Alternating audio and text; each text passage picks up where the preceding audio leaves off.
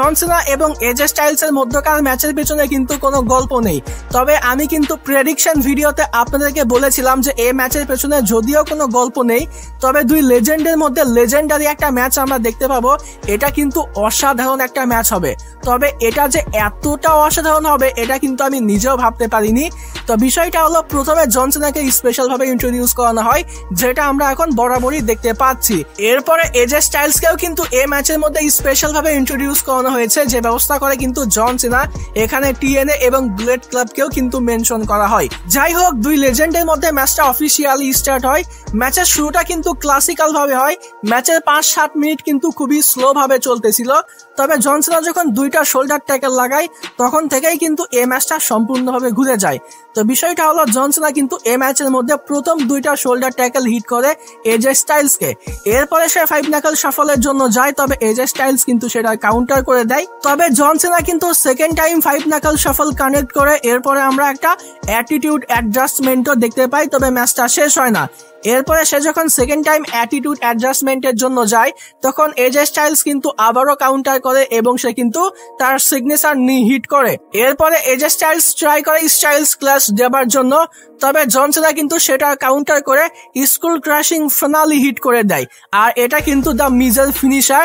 তো এখানে কিন্তু মিজকে ট্রিবিউট দেওয়া হয়েছে। এরপরে আমরা ইউএফএফ স্ল্যাম দেখতে পাই, এরপরে স্করপিও ডেড ড্রপ দেখতে পাই, যেটাও কিন্তু এই ম্যাচের মধ্যে ডেঞ্জার মুভগুলোর মধ্যে একটা। এরপরে এজে স্টাইলস কিন্তু আবারও স্টাইলস ক্লাস দেওয়ার জন্য যায়, তবে জন সিনা কিন্তু কাউন্টার করে এসটিএফ লাগিয়ে দেয়। আর এরপর থেকে শুরু হয় lock after lock, submission after submission, counter after counter. মানে এরপরে কিন্তু একের পর এক সাবমিশন আমরা দেখতেই পাচ্ছিলাম। একবার জন সিনা, একবার এজে স্টাইলস, একবার জন সিনা, একবার এজে স্টাইলস। তো আমি এক এক করে প্রত্যেকটা নাম বলতেছি, যেহেতু ভিডিও শুরুতে বলেছি যে খুঁটিনাটি বিষয়গুলো আপনাদের সঙ্গে শেয়ার করব। তো বিষয়টা হলো, এই ম্যাচের মধ্যে আমরা জন সিনার কাছ থেকে প্রথম সাবমিশন দেখতে পাই। জন সিনা এজে স্টাইলসকে এসটিএফ লাগায়, এজে স্টাইলস কাউন্টার করে সেও লক করে, সিনা আবারও কাউন্টার করে এবং সে অ্যাকুলিট লাগিয়ে দেয়। রুসেফকে ট্রিবিউট দেওয়া হয়েছে। এরপরে এজে স্টাইলস কাউন্টার করে সে কিন্তু কোকিনা ক্লাবস লাগায়। এখানে কিন্তু সামুয়া জোকে ট্রিবিউট দেওয়া হয়েছে। সামুয়া জোকে কিন্তু আমি এখন অনেক মিস করি, তার এই কোকিনা ক্লাবস এটা কিন্তু আমার বেশ ভালো লাগতো। এরপরে সিনা আবারও কাউন্টার করে এবং সিনার কাছ থেকে আমরা দ্য ওয়ালস অফ জেরিকো দেখতে পাই। ক্রিস জেরিকোকে কিন্তু এখানে জন সিনা ট্রিবিউট দিয়েছে। এরপরে এজে স্টাইলস আবারও কাউন্টার করে, এজে স্টাইলস এখানে ক্লাব ক্র্যাশার লাগায়।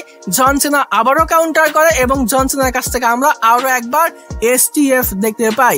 তবে এজে স্টাইলস কিন্তু এবারেও কাউন্টার করে, আর এবারে কাউন্টারটা কিন্তু কোনো সাবমিশন ছিল না, এবারে কাউন্টারটা ছিল কিন্তু একটা স্টাইলস ক্লাশ। তো এজে স্টাইলস কিন্তু জন সিনাকে একটা এই ম্যাচের মধ্যে প্রথম স্টাইলস ক্লাশ হিট করে, এরপরে সে পিন করে, তবে জন সিনা কিন্তু কিক আউট করে।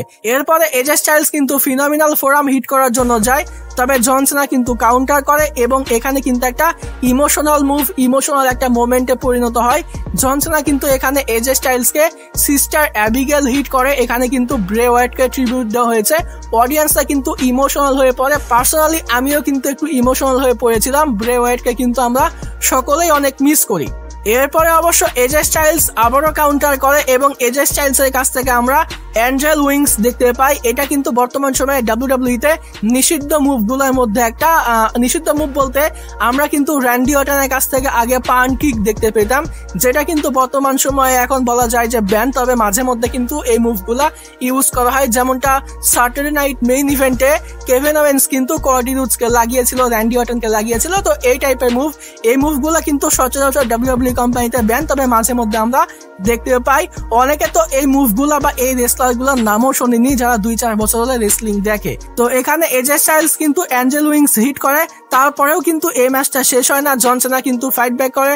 জন সিনা কিন্তু এখানে পেডিগ্রি লাগানোর জন্য যায়, তবে এজে স্টাইলস কিন্তু এই পেডিগ্রি কাউন্টার করে একটা মুভ লাগায়। সত্যি কথা বলতে এই মুভটার নাম আমি নিজেও জানি না। কারো যদি এই মুভটার কথা জানা থাকে, এই মুভটার নাম জানা থাকে, অবশ্যই কিন্তু কমেন্ট করে বলবেন। আসলে এই মুভটার নাম আমি নিজেও জানি না এটা আসলে কি মুভ। এরপরে জন সিনা কিন্তু একেবারে র্যান্ডি অর্টনে কনভার্ট হয়ে যায়। আমরা কিন্তু রোফাং ডিডিটি দেখতে পাই। এরপরে আমরা কিন্তু জন সিনার কাছ থেকে আর কেউ দেখতে পাই, আর ভিলেন লুক কিন্তু জন সিনাই কানে দেয়। জন সিনা কিন্তু একটা পান্ড কিক হিট করার জন্যও যায়, যেটাও কিন্তু আমরা এই ম্যাচের মধ্যে দেখতে পেয়েছি। তবে এখানে বিষয় হলো পান্ড কিক কিন্তু এজে স্টাইলস কে কানেক্ট হয় না, এজে স্টাইলস কিন্তু কাউন্টার করে। এখানে এজে স্টাইলস কিন্তু জন সিনাকে একটা অ্যাটিটিউড অ্যাডজাস্টমেন্ট লাগিয়ে দেয়। এজে স্টাইলস কিন্তু জন সিনার মুভ জন সিনাকে দিয়ে দিয়েছে। এরপরে এজে স্টাইলস যখন জন সিনাকে 5 নাকল শাফলের জন্য যায় তখন জন সিনা কিন্তু আন্ডারটেকার হয়ে যায় এবং সে কিন্তু এজে স্টাইলস কে ধরে নিয়ে একটা চোক স্ল্যাম লাগিয়ে দেয়। তো এই চোক স্ল্যাম হিট করার পরে অডিয়েন্সরা কিন্তু 619 619 চ্যান্ট করতেছিল আর জন সিনা কিন্তু এজে স্টাইলস কে 619 লাগানোর জন্য যায়। তবে এটাও কিন্তু কানেক্ট হয় না, এজে স্টাইলস কিন্তু কাউন্টার করে দেয় আর এজে স্টাইলস এর কাছ থেকে আমরা একটা ক্লাসিক 450 দেখতে পাই। এরপর অবশ্য এজে স্টাইলস এর কাছ থেকে আমরা সুইচ চেন মিউজিকও দেখতে পাই, যেটা কিন্তু শন মাইকেলের মুভ। এরপরে এজে স্টাইলস এই ম্যাচের মধ্যে আবারও স্টাইলস ক্লাস লাগানোর জন্য যায়, তবে জন সিনা কিন্তু সেটা কাউন্টার করে একটা অ্যাটিটিউড অ্যাডজাস্টমেন্ট লাগিয়ে দেয়। থামস্টোন পাইল ড্রাইভার দেখতে পাই। এরপরে আরো একটা অ্যাটিটিউড অ্যাডজাস্টমেন্ট কিন্তু জন সিনা এজে স্টাইলস কে হিট করে, যার পরে এজে স্টাইলস এর কাছে কিন্তু আর কোনো জবাব থাকে না। এখানে জন সিনা কিন্তু এজে স্টাইলস কে পিন করে এই ম্যাচটা জিতে নেয়।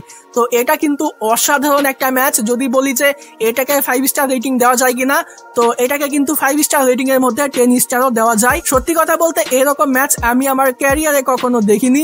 একটা ম্যাচের মধ্যে যে এতগুলা ফিনিশার এতগুলা সাবমিশন হতে পারে এটা কিন্তু আমার ধারণার বাইরে ছিল।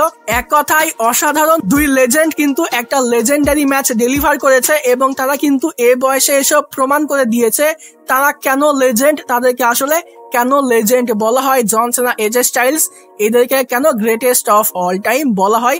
তো নিউ জেনারেশন কিন্তু এটা নিশ্চয়ই বুঝতে পেরেছে যে লেজেন্ড আর বর্তমান নিউ জেনারেশনের রেসলারদের মধ্যে পার্থক্য কোথায়। এরপর